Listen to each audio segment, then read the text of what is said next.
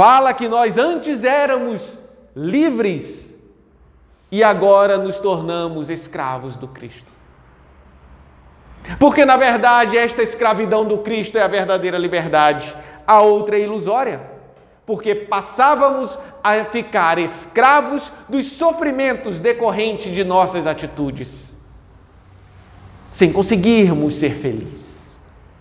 E quando nos entregamos ao dever moral de servir a Jesus, atender à vontade dele e não a minha, que seja feita a vossa vontade, não a minha, passo por vontade própria a não satisfazer a mim e finalmente encontrarei a felicidade tão buscada por nós há milênios. Enquanto nós quisermos nos apropriar da felicidade egoisticamente, jamais perceberemos seus efeitos. A partir do momento que eu quero libertar-me de mim mesmo para servir ao Cristo, divulgando, propalando, difundindo felicidade, passo a perceber os seus efeitos. Sairmos do pensamento, da visão do mundo a partir de nós, para entrarmos na visão do mundo a partir de Deus. E quando começarmos a compreender esta visão do mundo a partir de Deus, que estas especulações morais de minha mente consigam descer ao meu coração, para que se tornem prática real nas minhas atitudes íntimas, refletidas nas atitudes exteriores. E esta obrigação do dever fará com que eu me liberte dos erros do pretérito para assumir as grandiosas luzes que me esperam no porvir. Paulo, quando estava escrevendo a carta para Tiago, recomenda ao jovem Tiago: alimpai as mãos, pecadores, e vós, de duplo ânimo, purificai os corações. Aos pecadores, aqueles que ainda se satisfazem com comportamentos inferiores, embora já tenham o desejo de seguir o Evangelho, mas como especulações morais do que como dever. A estes que ainda não têm fortaleza de vontade para sacrifícios pessoais do que gosta, a fim de cumprir aquilo que é seu dever moral, para estes pecadores, alimpai as mãos. Cuide dos seus atos externos, trabalhe exteriormente, não xingue, não agrida, respeite, seja educado, porque o ambiente externo é aquilo que ele consegue realizar. No íntimo, ele ainda está um turbilhão de sentimentos negativos. Sinta raiva, mas controle-se e não exteriorize. Alimpai as vossas mãos, aquilo que executa. Mas para vós de duplo ânimo, o dever é outro: purificai os corações. Aqueles que já têm vontade fortalecida, aqueles que realmente assumiram para si o papel de discípulo de Jesus, têm que ter duplo ânimo, porque o ânimo simples não dá. Nós desistiremos no meio do caminho. Para vós de duplo ânimo, purificai os corações. Eu terei que purificar o meu coração, não é mais apenas a atitude externa. Não tenho que controlar a minha raiva, porque o meu dever agora é não ter raiva. Não tenho que simplesmente ser educado, porque o meu dever agora é não ter outra opção íntima, senão a gentileza e a educação. Não tomarei mais decisões em eu respeito ou não respeito o meu irmão, porque o meu dever agora intimamente é não ter outra opção senão o respeito ao meu irmão.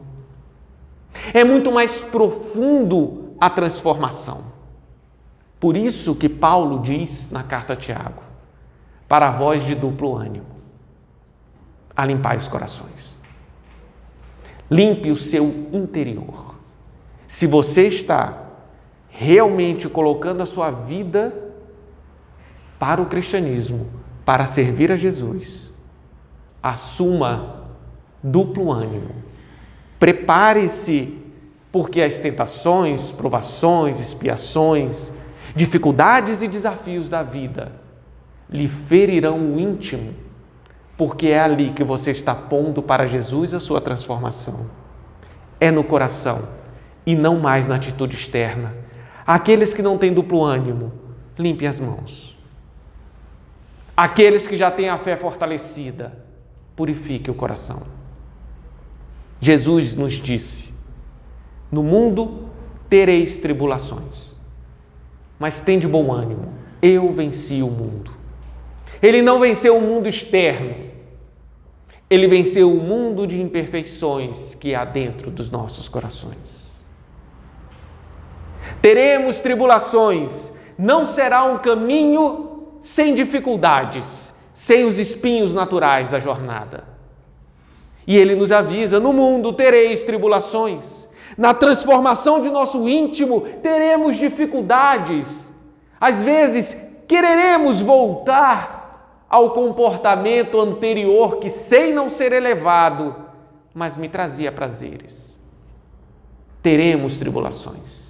E aí Jesus recomenda: mas tende bom ânimo, não desista, persevere, insista na prática do bem, assuma a obrigação moral do dever para com Cristo, porque o Cristo vence o mundo de imperfeições que há no coração do homem.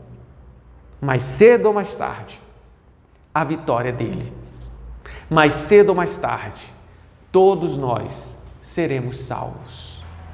Mas para sermos salvos, cabe a cada um de nós o cumprimento do dever que assumimos perante Jesus quando nos convertemos ao cristianismo, quando assumimos a função de espíritas, de cristãos.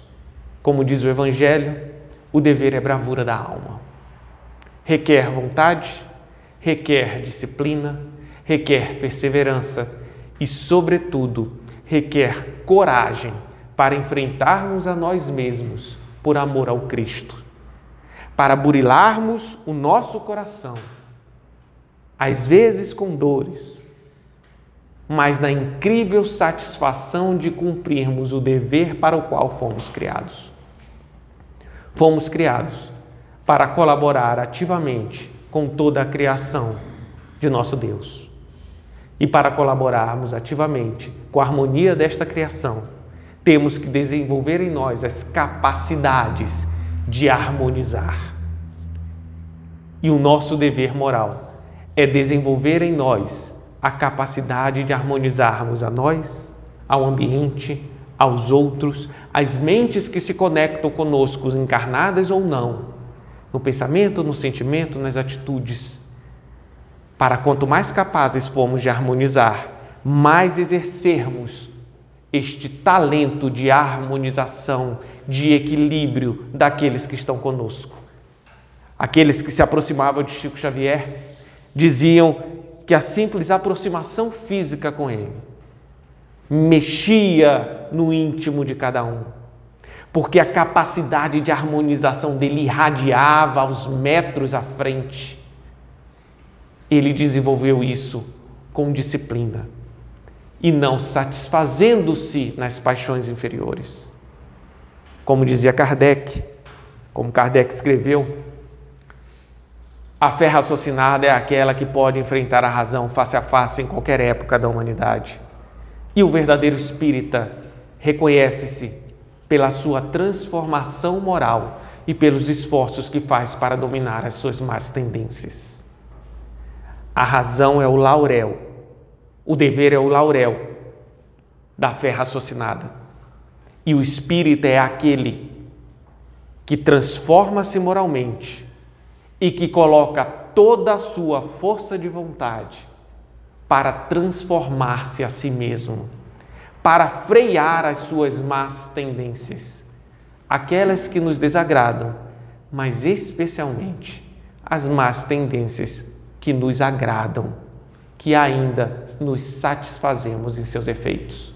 Não por nós, façamos por Jesus, porque assumindo o dever moral para com Cristo, em pouco tempo começaremos a ter satisfação simplesmente em cumprir nosso dever. E quando alcançarmos esse patamar, estaremos em um outro nível de felicidade, em um outro nível de disposição para o serviço, em um outro nível evolutivo como espíritos servidores dos céus. Que Deus nos abençoe. Obrigada, falei que ia ficar todo mundo triste, cabisbaixo, né? Né, Antônia? Não, tá tudo certo. Tá tudo certo, né? Pois é, gente, a tarefa não é fácil, né? A gente precisa realmente ter força de vontade. Força, coragem para mudar, para romper com o nosso eu, né? Que a gente tem, que a gente traz de tantas encarnações, né? De tantas existências. Não é fácil. Mas se a gente assumir o compromisso com o Cristo... Não é fácil, mas é possível, né? Dá para fazer. Não tem jeito, né? Não vamos nos enganar mais. Vamos começar um passinho de cada vez, mas vamos tentando, né? Vamos purificar o nosso coração. É o que nos resta, né? Tentar fazer melhor. E deixar aquilo que nos agrada para fazer o que tem que ser feito, né, Bruno?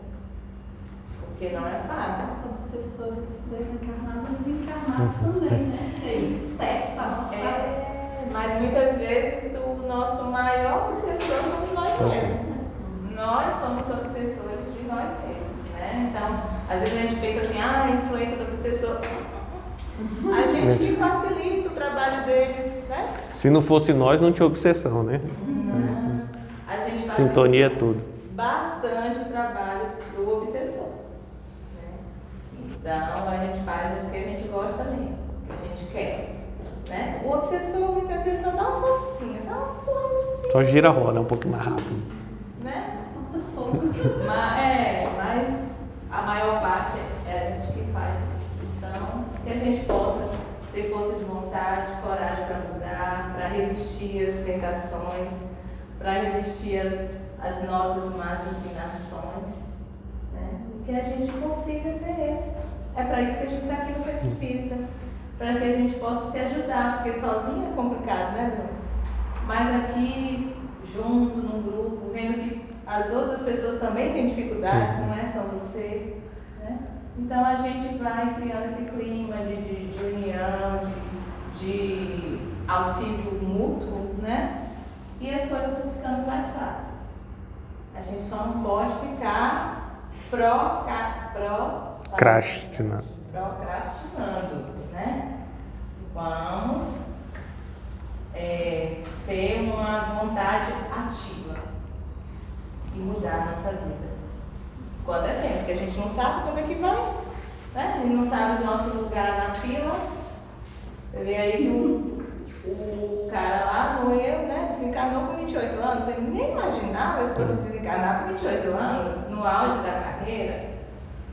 Será a hora dele. É a nossa hora, a gente não sabe, né? E como a gente sabe que a maior aflição do espírito, principalmente do espírita, né? É a consciência do tempo perdido. Então vamos procurar agilizar um pouquinho, né? A nossa situação. Então, Bruno, a gente agradece e espero que você volte mais vezes. Sei que sua agenda é assim, né? Um pouco cheia, mas né? A gente não explora palestrante aqui, né? A gente, uma vez por ano, né? A gente não explora, mas precisa de mais vezes. Mas, então a gente agradece, aproveito para agradecer também a presença da Vanessa, né? A Vanessa também faz parte do grupo do Bruno, né? Então, seja bem-vinda mais uma vez, quando quiser voltar, pode voltar, a gente vai ter um prazer imenso de te receber. Tá bom? Então, agora vamos fazer a nossa prece final.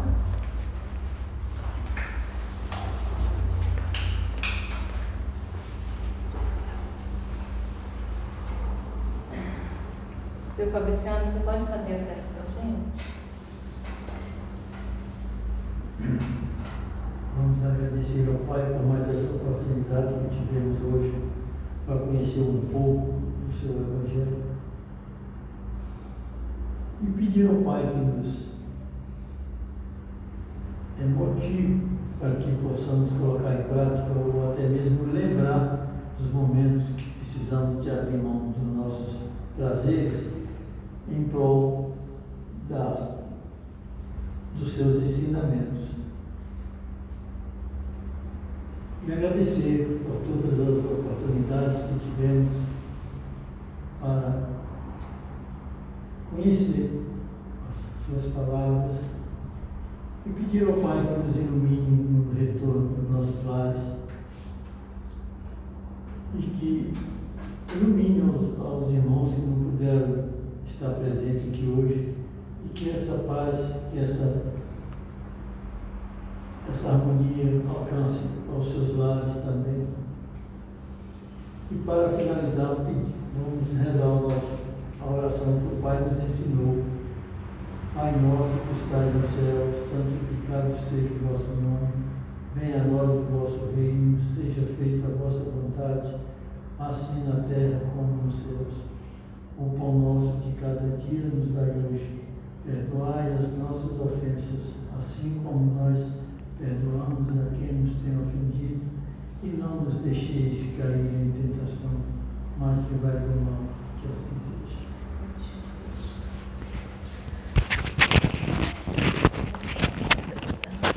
Obrigada, meu querido. Pode